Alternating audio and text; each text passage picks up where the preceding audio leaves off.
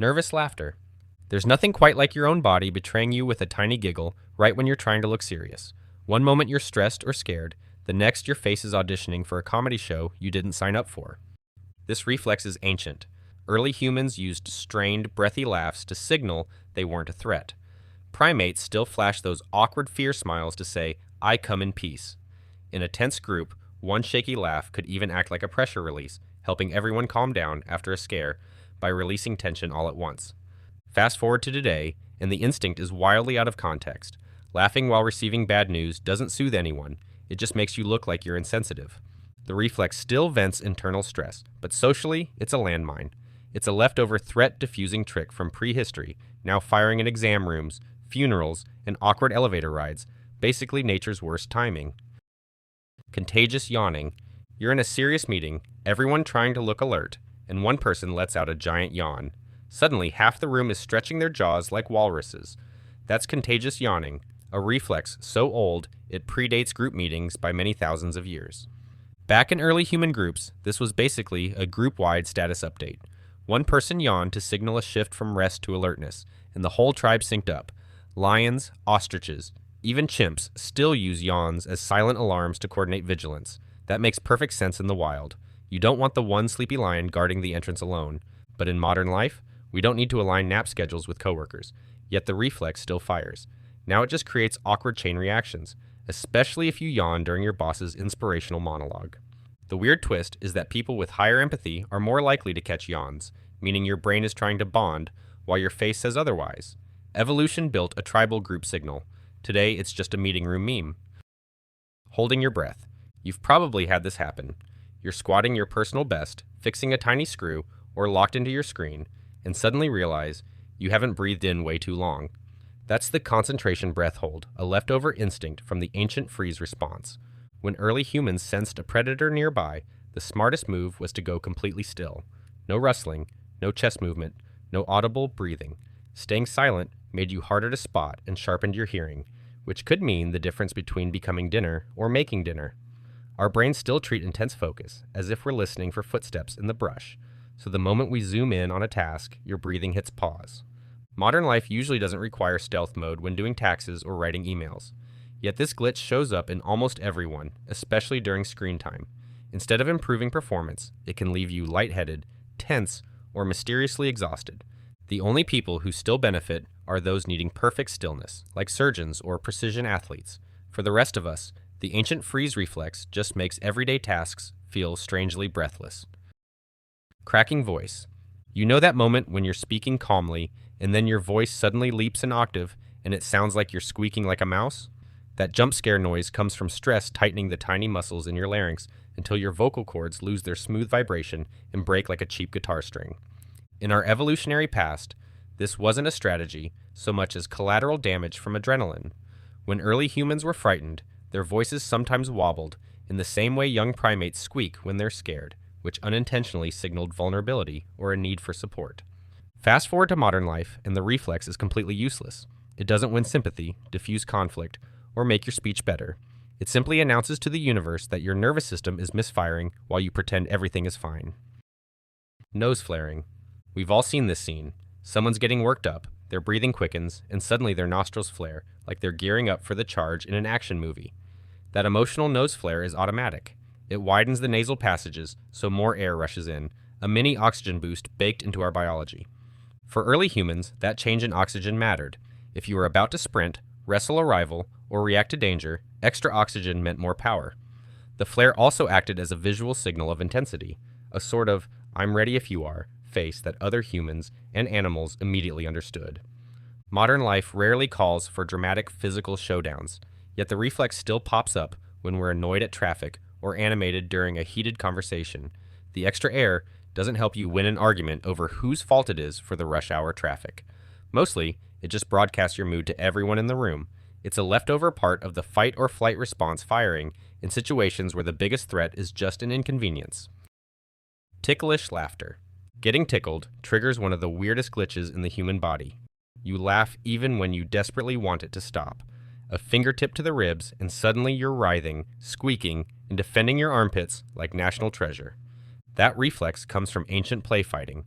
Young primates learned to protect vulnerable spots through tickle wrestling, and the laughter signaled, "This is friendly, not an attack." The shrieky laugh kept the play going, strengthened social bonds, and helped youngsters practice escape moves long before any real danger showed up. Fast forward, that same reflex mostly traps adults in helpless giggle fits they didn't consent to. It doesn't teach combat skills or help you bond with coworkers when someone pokes your side during a group photo. The body still treats unexpected touch as a play cue, forcing out laughter even if you're dying inside. It's a leftover alarm from childhood roughhousing, now mostly useful for reminding us we're exactly one poke away from total dignity collapse. Jaw clenching. If you've ever opened your mouth after a stressful day and realized your jaw feels like it's been in a walnut cracking competition, that's jaw clenching.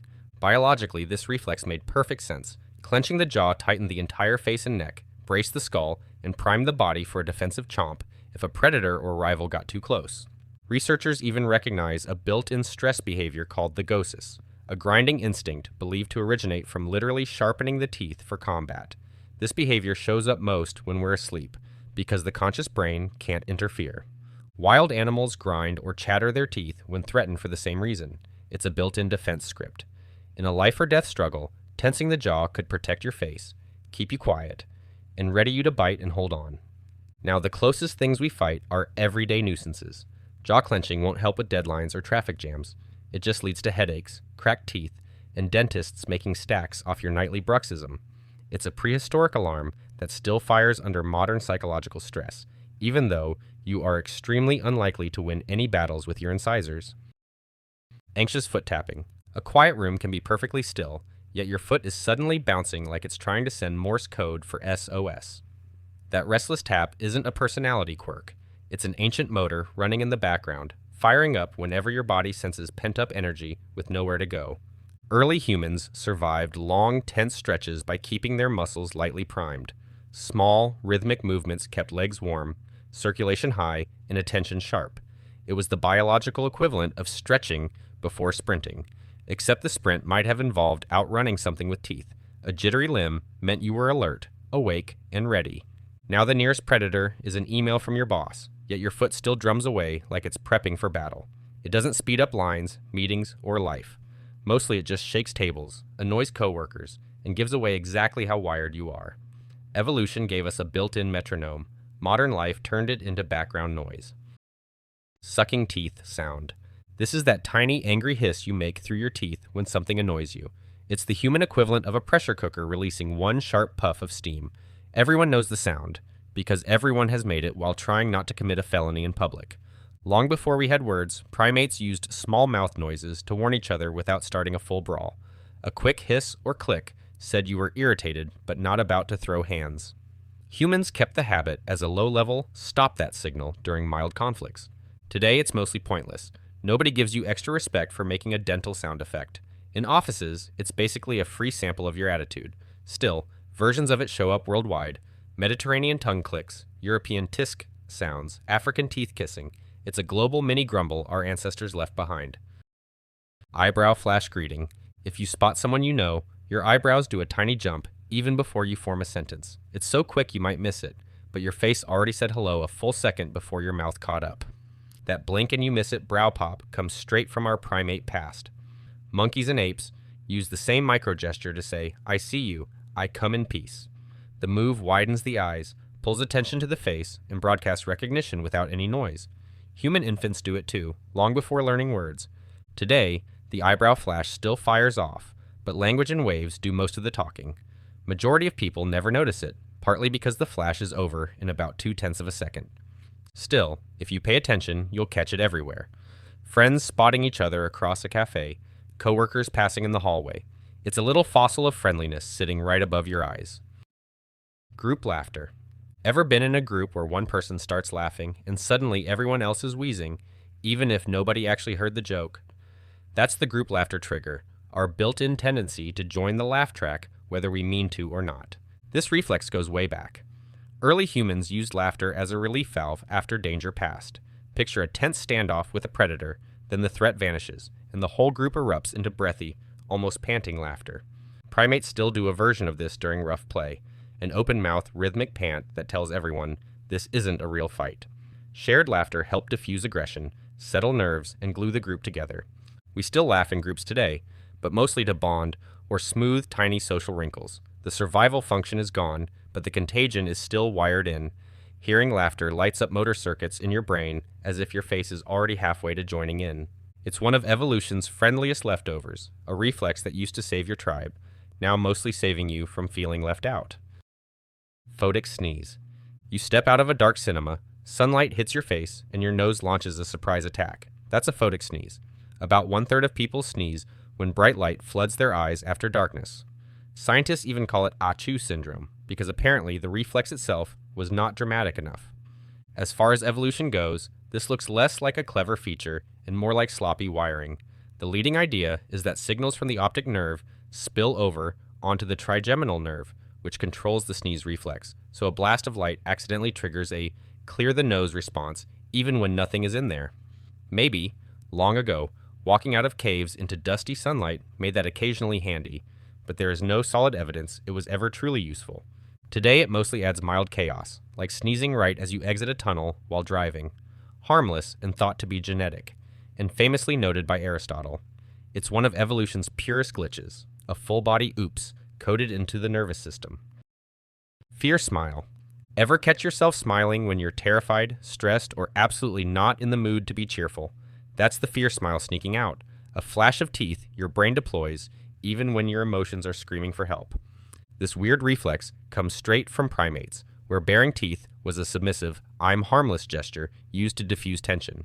A lower-ranking monkey would pull back its lips to show it wasn't a threat, and over millions of years that anxious grimace gradually morphed into the human smile. What used to mean, please don't attack me, somehow became nice to meet you. Today, the appeasement meaning is mostly gone, but the wiring remains. Under stress, some people instinctively grin during fear, pain, or confrontation, which only makes tense moments more awkward. Instead of calming a dominant rival like it once did, a fear grin during an argument or serious meeting just confuses everyone. It's an ancient safety signal that's been repurposed into friendliness, yet still pops out at the worst possible times. If you liked this video and want to learn more about useless things evolution left behind, check out these other videos.